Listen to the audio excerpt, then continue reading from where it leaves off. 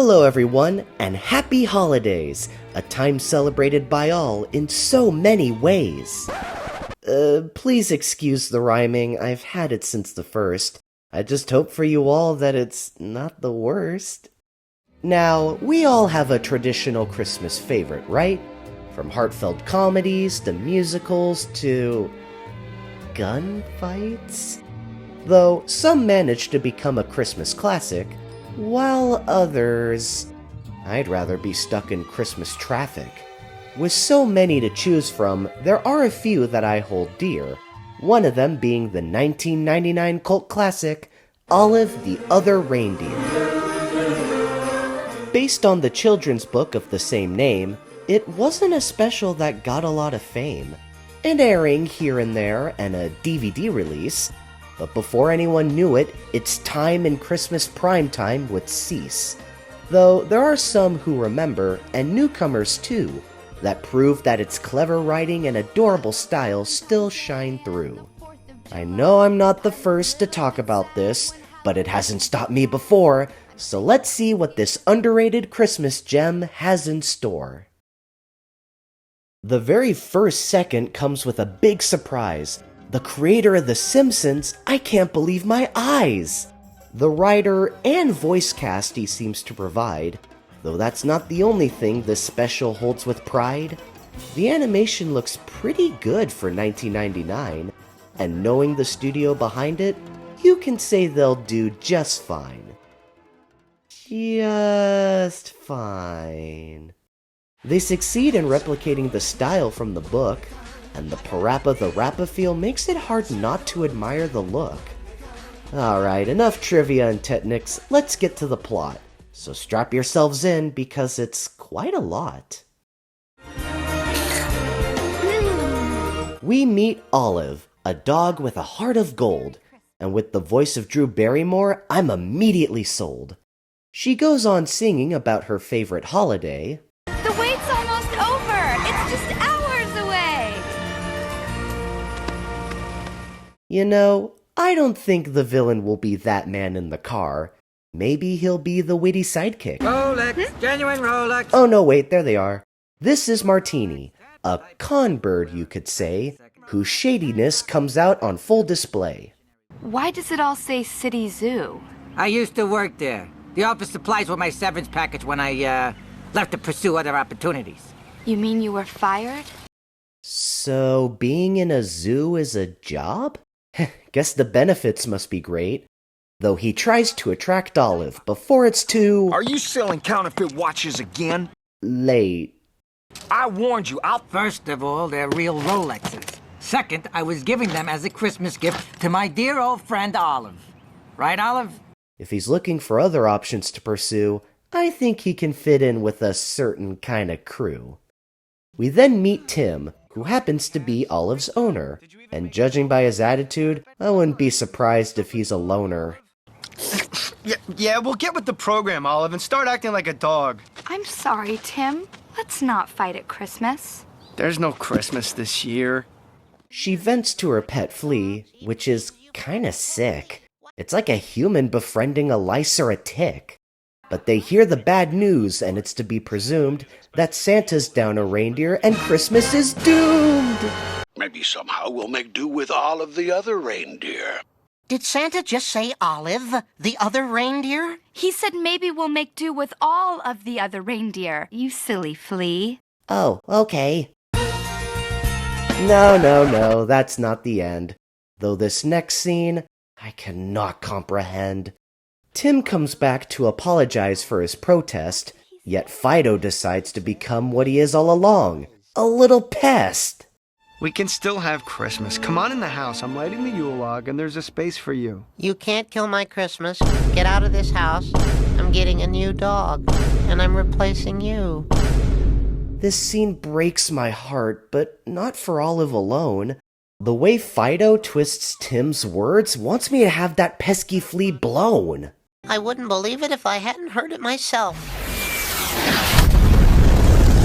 This gives Olive the courage to go to the North Pole, and thankfully leaves the tedious work to that little troll. She runs into the mailman, who wears an invisible hat? And she questions why he's so cheery after he just fell flat. I guess you really got the Christmas spirit. That's right. The no more Christmas spirit. Did you hear? We're breaking the cycle of despair. By next year, people will have forgotten about Christmas. Having the villain be a mailman is a genius move, and his villain song really puts you in the groove. They cut down bigger, fatter logs so I can bring more catalogs. First class, third class, book rate bulk. Is it any wonder why I sulk? Christmas, bug and hum. This number here is definitely one of the best, and the holiday load is understandably something to contest. Yet his claims leave my brain a little swirled. Like, is he the only mailman in the world? He exaggerates the issue on an enormous scale. Who does he think he is, the king of mail? Though him pushing her back here does make me gush, as it's really only her spirit he wants to crush. Stay away from the North Pole, or I'll hand cancel you! Kind of ironic with who he's saying that to. At the bus station, she sees her feathered friend, but it looks like her time of triumph has come to an end. And how does Martini redeem himself and make amends? With the power of pens!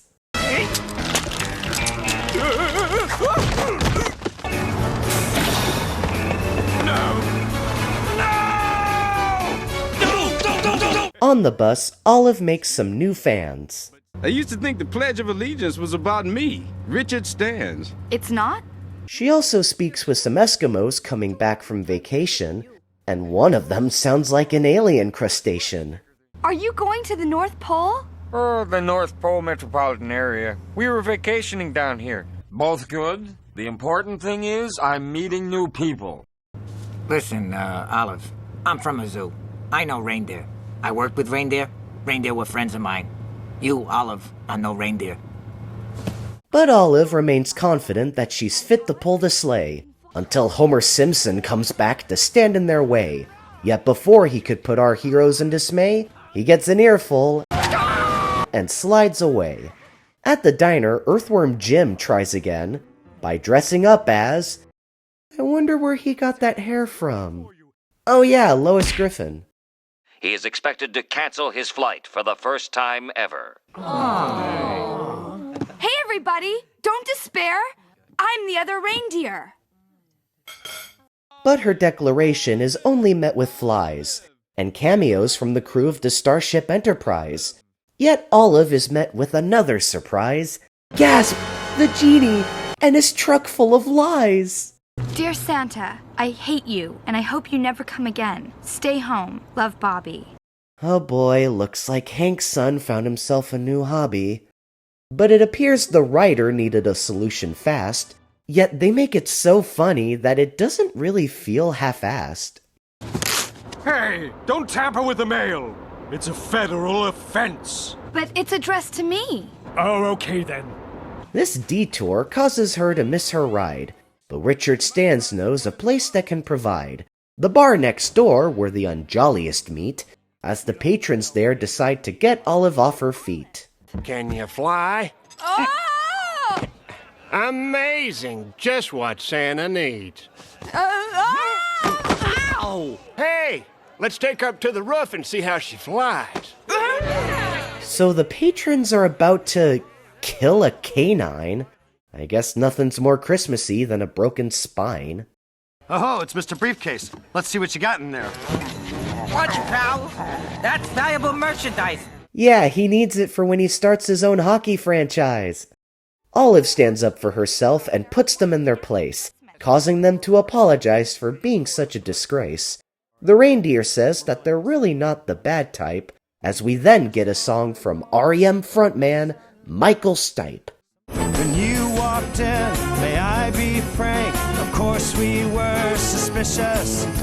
It seemed you were playing a nasty prank, that's why we got malicious. While a silly song overall, they had a joke ready and just blow it. With Christmas on the line, I'm surprised he didn't sing, It's the end of the world as we know it. They decide to help Olive beat the holiday rush, and after that song, I'm in the mood for an orange crush. I'm Blitzen's cousin Schnitzel. Flightless, unfortunately. It happens. So this aired on Cartoon Network, huh? Is that where Greenblatt got the inspiration for? Rattle, rattle, rattle, rattle. The two finally make it to their designated spot, but the security elf there thinks he's some sort of big shot. I'm Olive, the new reindeer. Olive. No Olive on my list. But I have to. No. Isn't there someone who I could talk? No. Don't you even care? Let me think. No. But Martini comes up with a genius plan for Olive to slip in and meet the big man. Maybe we shouldn't even try. So many of the kids' letters this year haven't been very nice. Dear Santa, lose some weight and get a real job. Sounds like every YouTube hate commenting snob. Olive comes in and exposes Abe Simpson's lies. Looks like Santa and the USPS are about to cut ties. I'm Olive, the replacement reindeer you asked for. We always get the crazies on Christmas Eve. Well, you can't blame her, just like Parappa says. I gotta believe! Thankfully, Olive's determination changes his mind quick. By the way, did you know this isn't the only time he plays Saint Nick? But the evil mailman has one more trick to ruin Santa's good name, yet here he sounds like he belongs in a Lego video game.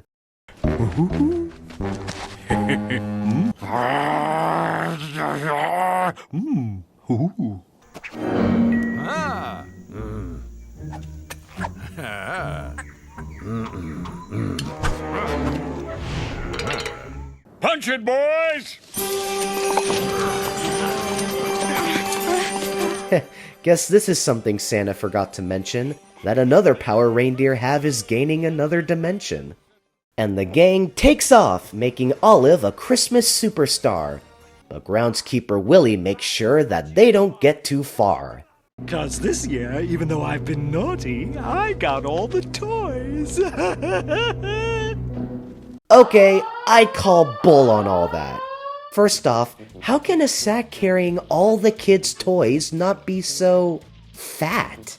Second off, how was no one able to spot him?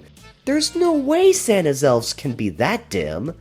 With such a high-profile event like Christmas, no one pays mind to someone that suspicious? He's a mailman, not a con man. Though to be frank, I think Martini's got that one in the bank. Speaking of Martini, he doesn't get well off too, and the mailman's evil origins soon come through. Aha! Here we go! The train set that should have been mine when I was a kid. That was the year Santa started putting me on his naughty list. So that's why he's so evil? Why doesn't he just buy his own? It's a little kid's toy. He doesn't need to borrow a loan. They stop at the first house and soon come to see an inevitable reveal that the audience could foresee. Bad news, gang. Somehow we got the wrong sack. This is all junk mail. What? It would be a better twist if we saw this first, but it's not a big issue to cause such an outburst. After a quick sniff from Olive, they track the culprit down to put an end to the shenanigans caused by Krusty the Clown. Steady. Oh, no, you don't! Get off me, you jolly old busybody! Says the man who controls all the world's mail. Though I can say that his job won't afford his bail. The two have a pushing match until he has the rise, but Martini prepares him for a jolly surprise.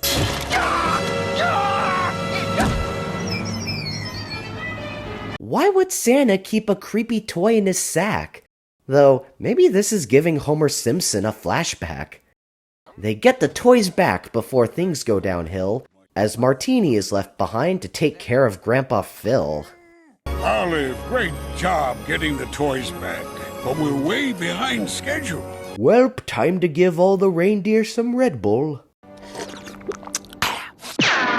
So the team travels the world on a time crunch while blasting out the catchiest song of the bunch. So Merry Christmas after all, to everybody big and small.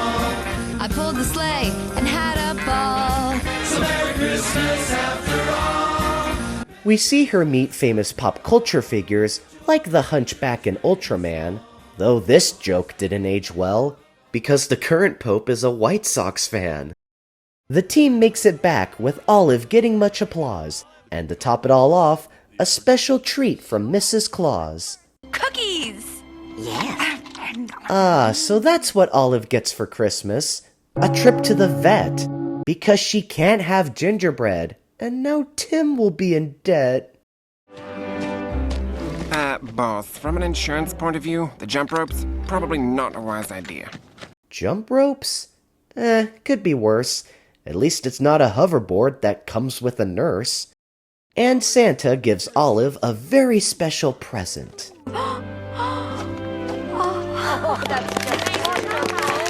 Thank you.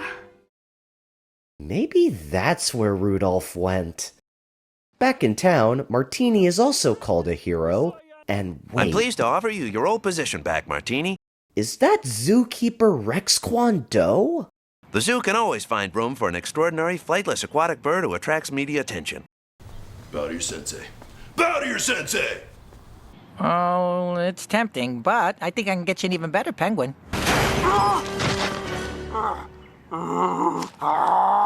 Don't know why he's bursting at the seams, as he's now living out some furry's dreams. Tim wakes up to a magical sight, Olive returns, and the two reunite. Olive! I was so worried you'd never come back! I was so upset about Santa that I forgot I have the best dog in the whole world. Wow, and the best reindeer, too. We also get to see Martini's latest feat, a redemption arc that even Nick Wilde can't beat, as Olive taught everyone a lesson to stand by, that with a big heart, even you can believe that a dog can fly. And that was the film, a great big delight, a cute special that helps make my year-end bright. With likable characters and a cute style to pair, silly songs and clever jokes, why is this so rare? Is it perfect? Absolutely not. There are some things that I don't like about the plot, like Tim being villainized by that pesky flea, and how the mailman stole the toys so easily. But despite those, I still love it, because even my own favorite Christmas films have their flaws, yet they still manage to reach me and warm my heart, and you probably have your own that you see as a work of art. If you have an hour to spare, I recommend this pick, and if you enjoyed this video, please give the like button a click. Consider subscribing if you enjoy my little show, and as always, I'll see you all in the next video. Huh? A present from Santa? Oh, it must be so! And what did I get this year? A new intro!